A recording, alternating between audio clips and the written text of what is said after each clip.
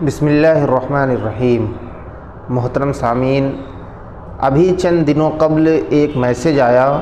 جس کے اندر یہ لکھا ہوا تھا کہ کسی مقام پہ باضابطہ عاشورے کے دن نماز کا اعلان کیا گیا۔ اس کے اندر لکھا ہوا تھا کہ 10 بجے دن میں سب لوگ جمع ہو جائیں، وہاں عاشورے کی نماز ادا کی جائے گی۔ یہ میسیج دیکھنے کے بعد ایک عجیب سی دل کے اندر کھٹک آئی کہ یہ کون سی نماز آ گئی۔ پھر میں نے تلاش کرنا شروع کیا، رسول اللہ صلی اللہ علیہ وسلم کی احادیث کے اندر میں نے اس کو بہت ڈھونڈا، مجھے کوئی ایک روایت ایسی نہیں ملی جس میں عاشورے کی نماز کی بات ہو۔ پھر میں نے سلف کے اقوال ڈھونڈے، صحابہ کے قول ڈھونڈے، کہیں مجھ کو ایسی کوئی بات نہیں ملی جس کے اندر عاشورہ یعنی 10ویں محرم کے دن میں یا 10ویں محرم کی رات میں کسی طرح کی کوئی نماز کا ثبوت ہو۔ پھر کافی تتبع اور تلاش کے بعد مجھ کو حوالہ جو ملا وہ ایک کتاب کا ہے جو ابھی چند سالوں قبل، تقریباً 50-60 سال قبل، ایک مولوی عبد المصطفیٰ اعظمی صاحب کی لکھی ہوئی کتاب ہے جس کا نام ہے جنتی زیور۔ اس کتاب کے صفحہ نمبر 157 کے اوپر مجھے یہ بات ملی، لیکن وہاں جب میں نے اس کتاب کو ڈاؤن لوڈ کر کے اس کتاب کو دیکھا تو اس کتاب کے اندر بھی کوئی حوالہ موجود نہیں تھا کہ انہوں نے اس چیز کو کہاں سے لیا۔ آئیے جانتے ہیں کہ وہ اپنی اس کتاب کے اندر کیا لکھتے ہیں۔ تو اس کتاب میں لکھا ہوا ہے کہ جو شخص 4 رکعت نفل اس طرح پڑھے کہ ہر رکعت میں سورہ فاتحہ کے بعد آیت الکرسی ایک بار اور سورہ اخلاص 3 مرتبہ پڑھے، نماز سے فارغ ہو جائے اور اس کے بعد وہ 100 مرتبہ قل هو اللہ احد پڑھ لے، تو وہ شخص اس نماز کی برکت سے گناہوں سے پاک ہوگا اور جنت میں بے انتہا نعمتیں ملیں گی۔ تو سب سے پہلے ایک ضابطہ آپ سمجھیے، پھر میں اس بات کے اوپر کوئی کلام کروں گا۔ ضابطہ یہ ہے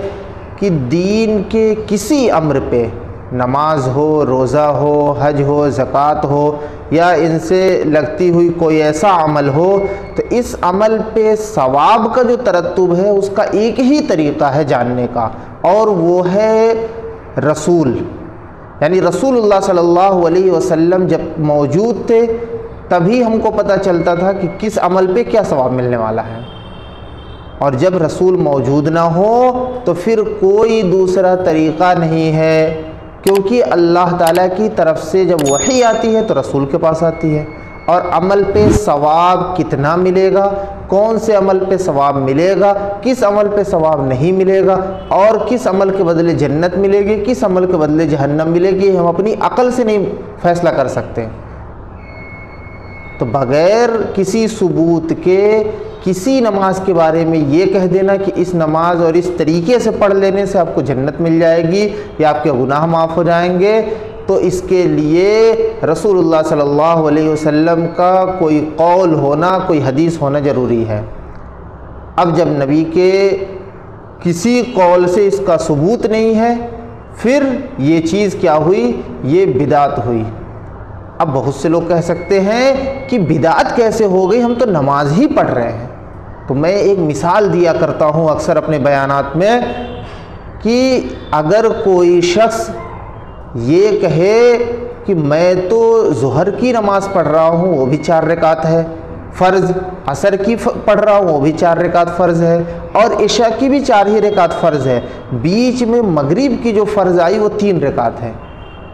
تو میرا دل یہ کرتا ہے جب سب 4 پڑھ رہا ہوں تو اس 3 کو بھی 4 کر دوں، نماز ہی تو پڑھنا ہے،